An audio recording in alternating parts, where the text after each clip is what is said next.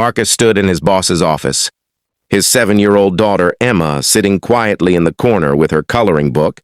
As the words hung in the air between them, his boss had just made an offer he never expected, something that would change everything. But the path to this moment, the reason his little girl was even there that Tuesday morning, had been harder than anyone in that office could have imagined. Before we continue with this incredible story, I just want to invite you to subscribe to True Kindness Tales if you believe in the power of compassion and human goodness. Hit that like button and share your thoughts in the comments below. We love hearing from you. Now let's get back to Marcus and discover what led to that life-changing moment. 6 months earlier, Marcus had been living the life he'd always planned. He worked as a junior architect at Davidson & Associates, a prestigious firm in downtown Chicago. His wife, Sarah, was an elementary school teacher. They had Emma, their bright, curious daughter who loved asking questions about everything. Life felt full and purposeful. Then everything shattered in one terrible night. Sarah died in a car accident on her way home from a late parent-teacher conference. The drunk driver who hit her walked away with barely a scratch. Sarah didn't come home at all. The grief was suffocating. Marcus barely remembered the funeral, the endless parade of casseroles from neighbors, the hollow words of comfort that seemed to bounce off him without meaning. But Emma needed him.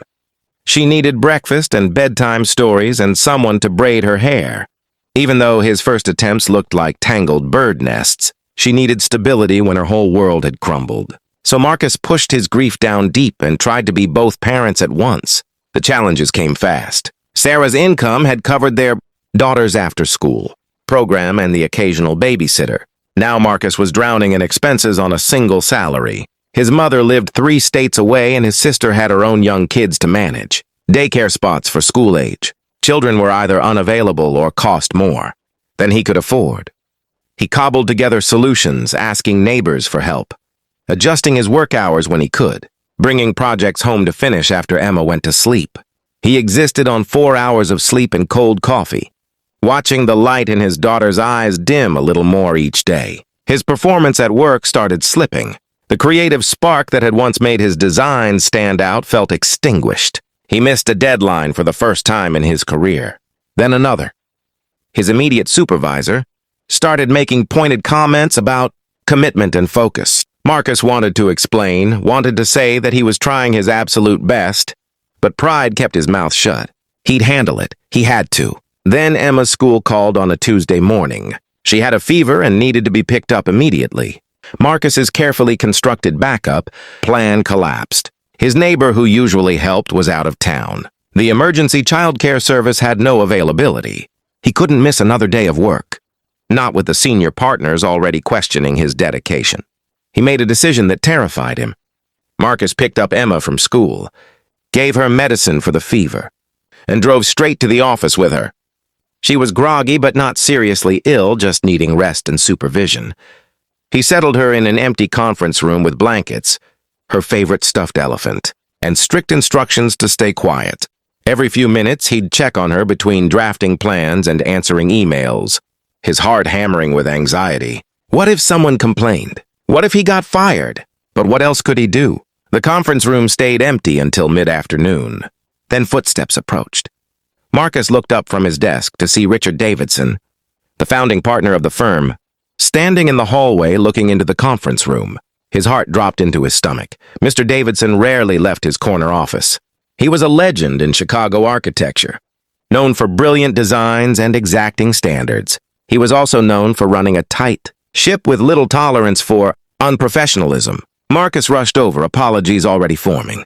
But Mr. Davidson held up a hand. He was watching Emma, who had woken up and was quietly drawing something with colored pencils. Marcus had grabbed from the supply closet.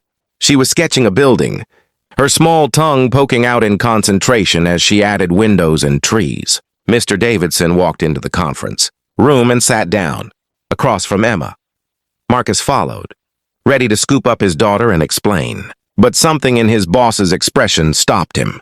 The older man was studying Emma's drawing with genuine interest. Then he asked if he could see it.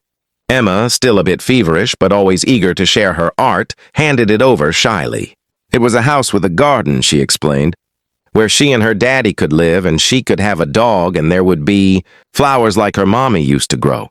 Mr. Davidson's face softened in a way Marcus had never seen. He asked Emma about the flowers, about what her mommy liked to plant. Emma talked about Sarah's rose garden, her voice small but steady. She explained that the roses were still there, but nobody knew how to take care of them like Mommy did. Mr. Davidson listened with complete attention, as if this 7-year-old's words were the most important thing in his world. Then he looked at Marcus and asked if they could talk in his office. Marcus's hands went cold. This was it. He was going to be fired for bringing his child to work. He'd have to start over somewhere else, if anyone would even hire him with his recent performance record. He followed Mr. Davidson with Emma's hand clutched in his, trying to memorize the office he was about to lose. But Mr. Davidson didn't fire him. Instead, he started talking about his own daughter, Catherine, who had died of leukemia 20 years ago when she was 9. He still had her drawings, he said. He still remembered the way she'd hum while she colored. He explained that he'd built his firm with the idea that people could have both meaningful careers and meaningful lives. But somewhere along the way, he'd let the culture drift toward the harsh and demanding. Watching Marcus struggle alone had been like watching his younger self, trying to work through grief and responsibility without asking for help. Then came the proposal Marcus never expected. Mr. Davidson wanted to establish a program at the firm for employees facing family emergencies, on-site childcare support, flexible scheduling, counseling services, emergency backup care. He'd been thinking about it for months, but kept putting it off. Seeing Emma in that conference room was the push he needed, and he wanted Marcus to help design it, to make sure it actually served the people who needed it most. Marcus would get a raise to offset his childcare costs and a formal flexible schedule. The program would launch firm-wide within 3 months. Marcus couldn't speak. The relief, the gratitude, the sudden lifting of the weight he'd been carrying alone. It all crashed over him at once. He managed to say thank you, his voice breaking. Mr. Davidson just nodded and told Emma she could come to the office anytime she needed to, and maybe she'd like to see the firm's rooftop garden, where they could definitely plant some roses in her mother's memory. That was 8 months ago. The Employee Family Support program launched and has already helped a dozen people through crises ranging from sick parents to childcare emergencies to their own health issues. Emma thrives in a wonderful after-school program that Marcus can now afford, and she visits the office rooftop garden every few weeks to check on Sarah's roses, which bloom bright and strong. Marcus's designs have won 2 awards this year. He still grieves Sarah every single day, but he's learned to carry the grief alongside joy instead of beneath it. The firm's culture has shifted too. People talk more openly about their lives outside work. They help each other through hard times. They've learned that true strength isn't suffering alone. It's building communities where no one has to.